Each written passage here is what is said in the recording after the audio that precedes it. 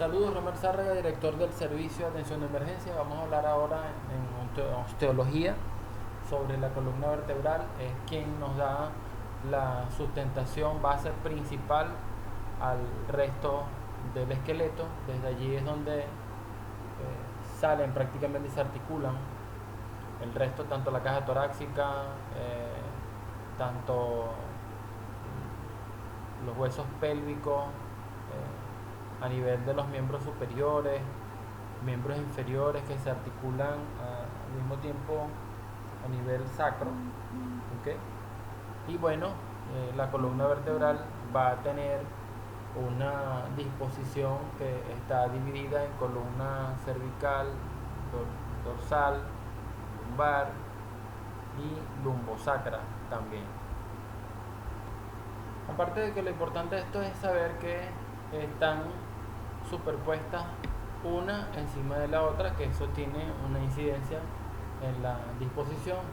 También están sujetadas por unos ligamentos. Acá tenemos un disco intervertebral, ¿bien?, que es quien separa una sustancia ósea de la otra, más los ligamentos que les hacen la sujeción. Los músculos también que están unidos entre sí le dan una base de sustentación al momento de la movilización. Fíjense que acá están separados, como les comenté, por un disco intervertebral que es cartilaginoso. Su función es no permitir que una vértebra con otra roce y se pueda degenerar. También limitan los movimientos tanto anteriores como posteriores, los discos intervertebrales y los laterales, para evitar hacer el daño tanto en la sustancia ósea como en la médula, que es la que discurre por dentro.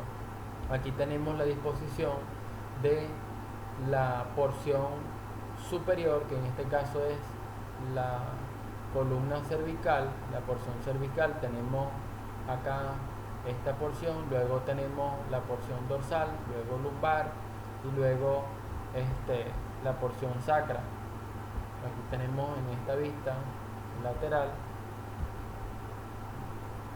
Desde el hueso occipital nace entonces esa comunicación con la columna vertebral, que están conformadas por las vértebras, o sea, juntas todas las vértebras conforman la columna vertebral.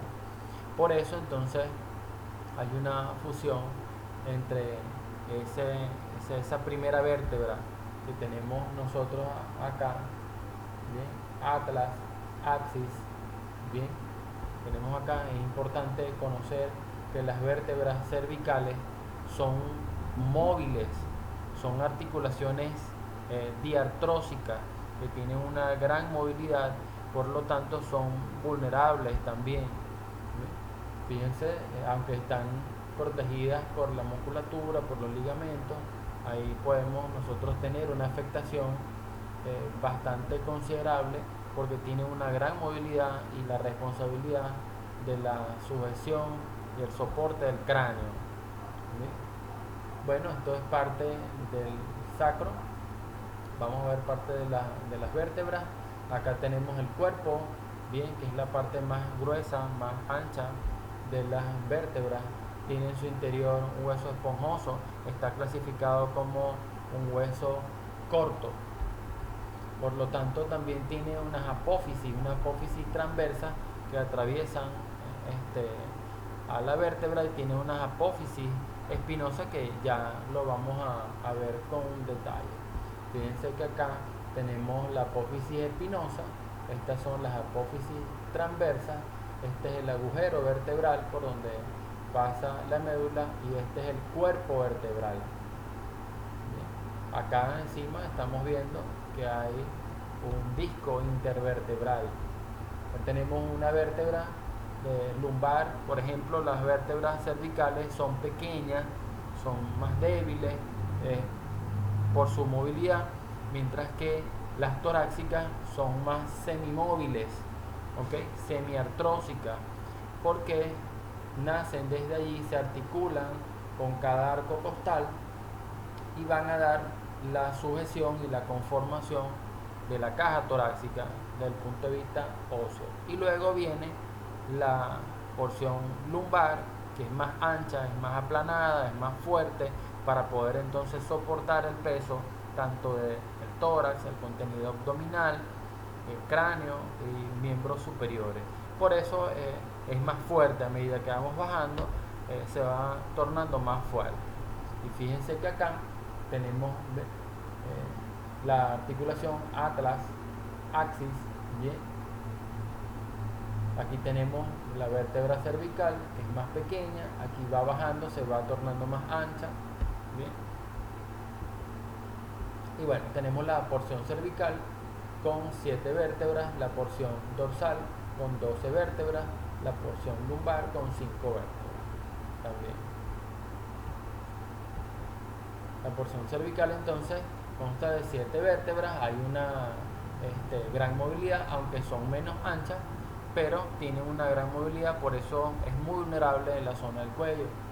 Acá, como lo dijimos, este es el cuerpo vertebral, este es el orificio vertebral, que son las apófisis transversas, y este es la apófisis espinosa. Aquí está junta, estas son las apófisis espinosas, hay un espacio intervertebral, acá podemos visualizar los discos intervertebrales, que cuál es su función, es soportar, amortiguar, separar de un cuerpo vertebral con otro. Entonces, cuando hablamos de la clasificación o la enumeración de las vértebras cervicales, vamos a hablar que la primera se corresponde a C1, o sea, cervical 1, C2, C3, C4, C5 y C6. Bien, aquí podemos estar manejando esto. Y luego, bueno, fíjense cómo está bien inervado, está muy bien protegido desde el punto de vista de los músculos que discurren alrededor para darle una base de sustentación, una estructura también. Aquí tenemos entonces la porción dorsal. Las vértebras dorsales son más anchas, son más gruesas, que lo que nos indican es la articulación con los arcos costales.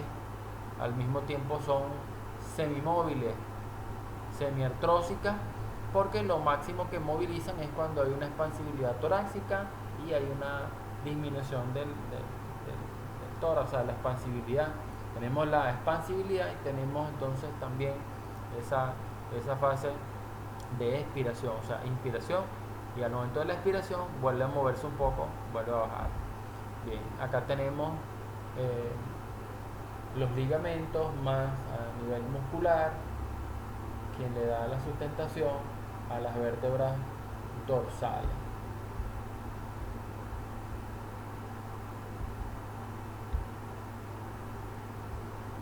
Pueden notar acá también cómo se fusionan, ¿bien?, con los arcos costales, tanto a nivel posterior. A nivel anterior, los arcos costales se fusionan con el esternón manubrio, el esternón cuerpo, el apéndice cifoide que está acá, ¿bien?, y se articula el esternón con ambas clavículas, pero por detrás tenemos la articulación costovertebral dorsal. A nivel de la columna lumbar son más gruesas, son más anchas, sí, son también semimóviles, pero con mayor movilidad que las dorsales, por su función de desplazarse hacia los lados con una mayor movilidad, pero tienen mayor responsabilidad en peso, en fuerza, por eso son tan anchas también. Fíjense que el disco intervertebral es más ancho, generalmente son las que sufren más lesiones por el tema de carga, mala postura, por los pesos excesivos que nosotros colocamos a nivel de la porción superior de nuestro cuerpo, y es ahí donde tenemos entonces el peso. Fíjense que a nivel lumbar tenemos L1, L2, L3, L4, L5, ¿bien?, que a nivel de la columna dorsal se le denomina T1, T2, T3, T4, T5, T6, T7, T8, o sea, y todas las 12 vértebras. ¿Bien? Fíjense que son más gruesas las estructuras, son más fuertes para poder soportar el dolor, la movilización, la presión, que va a ver ahí el peso también, y luego se discurre por la columna, se discurre o continúa por la columna a nivel sacrocoxigia, que tenemos un peso específico ahí que pueda soportar, es la base de sustentación completa, y donde salen unos cordones nerviosos, también muy conocidos como cola de caballo, bien, y por los laterales está unido con los huesos pélvicos, y también se prolonga a nivel inferior con el coxis. Entonces vamos a ver acá las imágenes. Fíjense, acá tenemos los orificios sacros. Aquí tenemos, esto es el coxis.